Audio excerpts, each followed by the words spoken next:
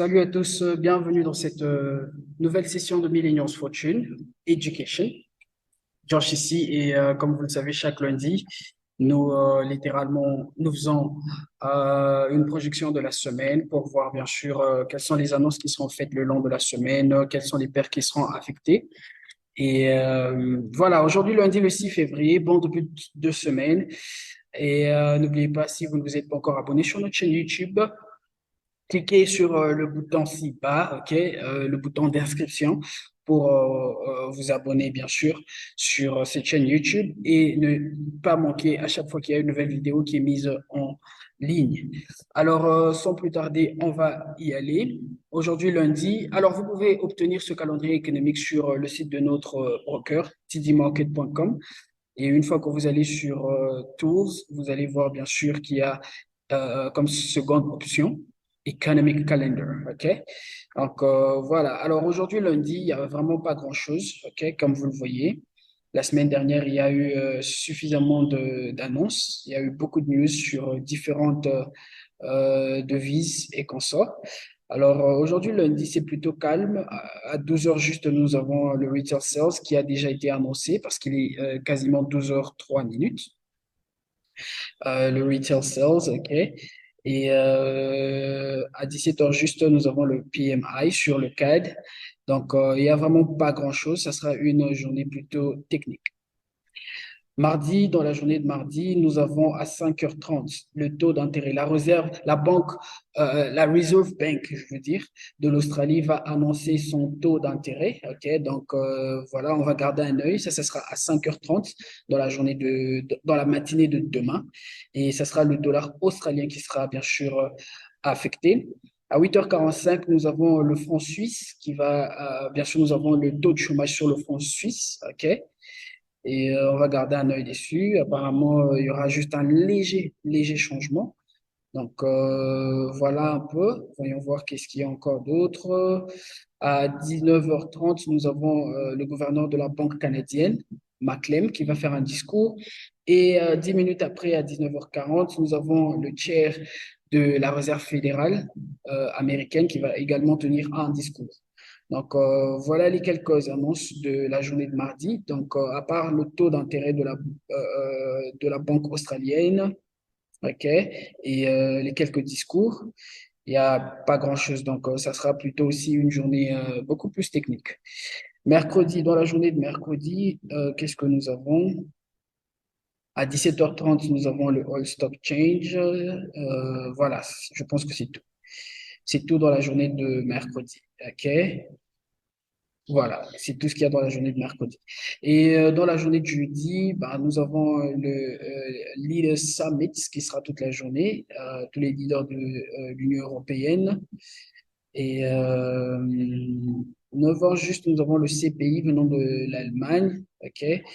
On va juste voir comment le marché va réagir, mais c'est pas tellement grand-chose. OK. 11h45, nous avons le gouverneur de la banque anglaise qui va tenir un discours. OK. Là, c'est à 11h45 et nous allons garder un œil sur le pound. OK.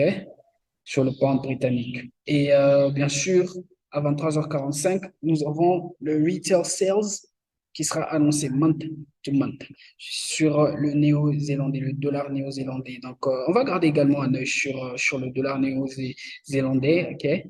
Apparemment, il y aura un fort changement et on va garder un œil dessus. Voilà pour la journée de jeudi. Et pour la journée de vendredi, voilà, le Leader Summit va continuer également dans la journée de vendredi. OK. Qu'est-ce que nous avons encore? À 9h juste, nous avons le Manufacturing Production Month to Month. Et à la même heure, 9h juste, nous avons le GDP Quarter to Quarter. On va garder un œil. Ça sera un événement majeur quand même pour le pound. OK. Et on va voir comment le pound va réagir. Là, c'est dans la journée de vendredi. Voilà. Et à 15h30, nous avons le Employment Change sur le dollar canadien. Employment Change et le taux de chômage, le Unemployment Rate également. Nous allons garder un œil. 15h30 ce vendredi sur le CAD. Il y aura suffisamment de volatilité également. OK? Donc, voilà tout pour la journée de vendredi. Voilà, pour la journée de vendredi. Donc, cette semaine, elle sera plutôt une semaine technique, ok? Pas grand chose comme la semaine dernière. Mais voilà, nous allons garder ces quelques annonces en tête et bien sûr voir comment nous y prendre. Ceci étant dit, nous allons transitionner sur nos charts, ok? Et voir quelles sont les paires qui sont en train de bouger. Alors, jusque-là, nous avons sur le haut de GPY. On va commencer avec le haut de GPY. OK? Haut de GPY. On a eu ce mouvement impulsif haussier et nous sommes maintenant en train d'observer cette correction, comment elle est en train de se développer. Si cette correction me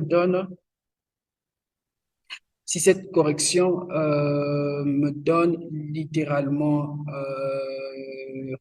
un nouveau lot, un nouveau lot, OK? Alors, comparé à ce lot, si ça me donne un nouveau lot, là, on pourra bien sûr voir comment anticiper un achat, OK?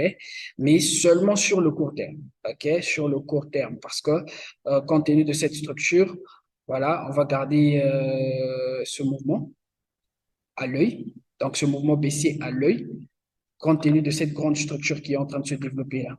Mais dans notre temps, nous avons une petite correction qui va juste nous donner un achat sur le court terme. À l'instant que nous avons un lot là-bas, un nouveau lot, à l'instant que nous avons un nouveau lot ici, nous allons faire quoi? Nous allons voir comment anticiper, bien sûr, un achat sur le court terme jusque sur cette zone de résistance. OK? Jusque là, là au-dessus. Voilà.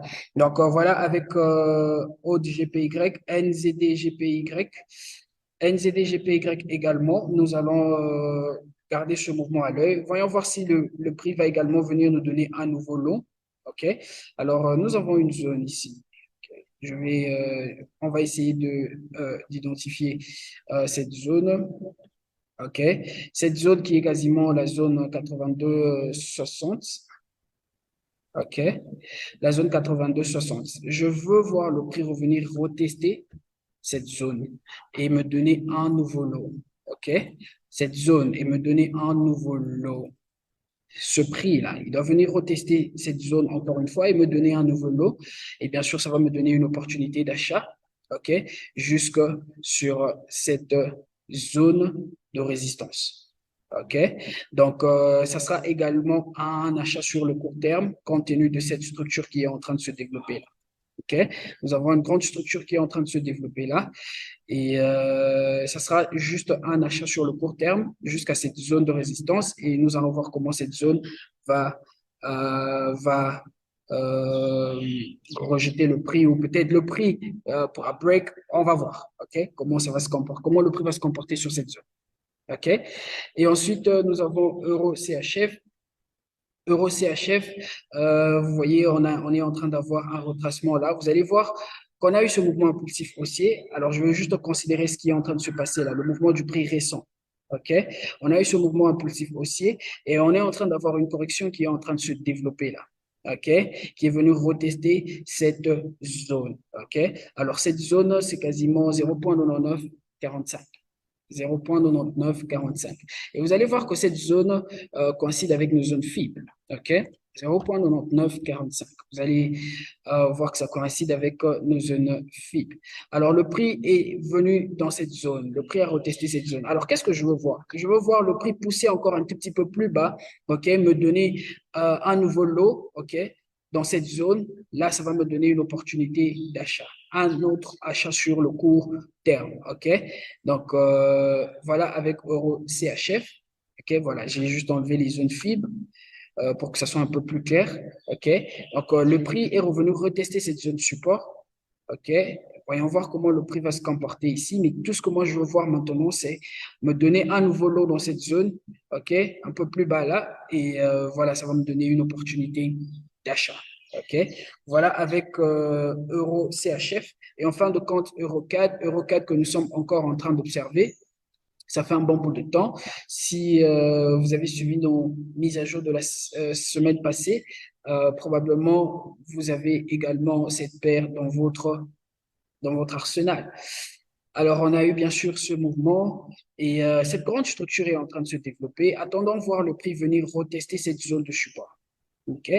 Attendons voir comment le prix viendra retester cette zone de support. OK. Voyons voir comment le prix va retester cette zone de support et ensuite ça va nous donner une opportunité d'achat. C'est quoi cette zone de support? C'est la zone, excusez-moi, je veux voir cette zone, à peu près 1,4405. OK. Je veux voir cette zone qui est quasiment 1,4405. Là, voilà. 1,4405. Donc, c'est la zone que moi je veux voir. Je veux voir le prix revenir retester cette zone et me donner un nouveau lot dans cette correction. Donc, il y a probabilité qu'on ait quelque chose de comme ça, un triangle qui s'expand, OK? Mais néanmoins, on va voir d'abord le prix revenir retester cette zone de support, OK? Donc, voilà pour cette journée de lundi. Nous avons vu EuroCAD, NZD, GPY, OK? Euro CHF et ODE GPY, littéralement. Donc, voilà les quatre premières paires de la semaine que nous allons garder dans notre arsenal, sur notre watch list, pour voir bien sûr comment ça va se comporter. Alors, quant à moi, je vous donne rendez-vous dans la prochaine session de mise à jour. Que Dieu le bénisse. N'oubliez pas de vous abonner sur notre chaîne YouTube pour tout le temps avoir les notifications quand nous avons une nouvelle mise à jour qui a été mise en ligne. Josh ici, que Dieu le bénisse et à très bientôt.